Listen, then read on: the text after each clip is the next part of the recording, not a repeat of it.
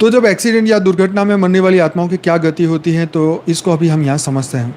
तो मुख्य धर्म और दर्शन के हिसाब से समझे तो सनातन धर्म या वैदिक दृष्टिकोण कहता है कि दुर्घटना से मृत्यु का आकस्मिक मृत्यु कहा गया है। यह आत्मा की पूर्व जन्म की किसी अधूरी गति या अधूरे कर्म या प्रारब्ध का परिणाम होती है। फिर आता है आत्मा की गति। यदि आत्मा धार्मिक, पुण्यात्मा या साधक रही हो तो यह उच्च लोक की ओर जाएगी, जैसे पितृलोक, स्वर्ग या ब्रह्मलोक। ब्रह्मलोक मतलब यहाँ परमधाम, ब्रह्मा जी का, ब्रह्मापुरी नहीं, ठीक है।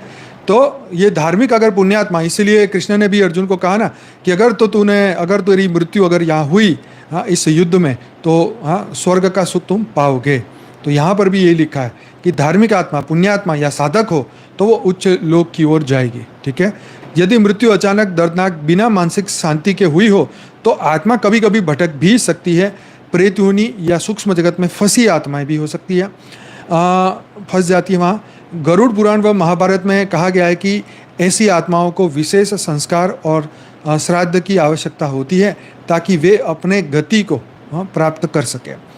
तो गरुड़ पुराण कहता है कि अपमृत्यु पथभ्रष्ट आत्माओं को कर्म और देवी सहायता से गति मिलती है।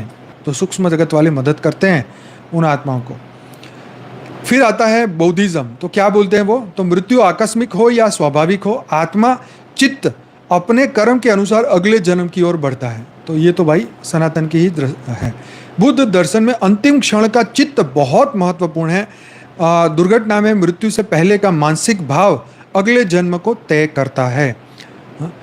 चित्त अंतिम क्षण में जो बीज बोता है वही पुनः जन्म का आधार बनता है।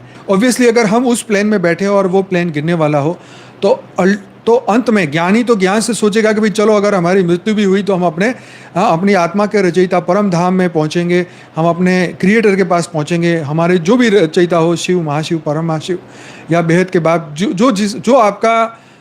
जो आपके रचयिता, जिसकी आपने पूरी जिंदगी पूजा की, अर्चना की या जिससे आपने ध्यान लगाया, वही आपको अंत में लेने आता है या वो अपने स्थान में बुलाता है।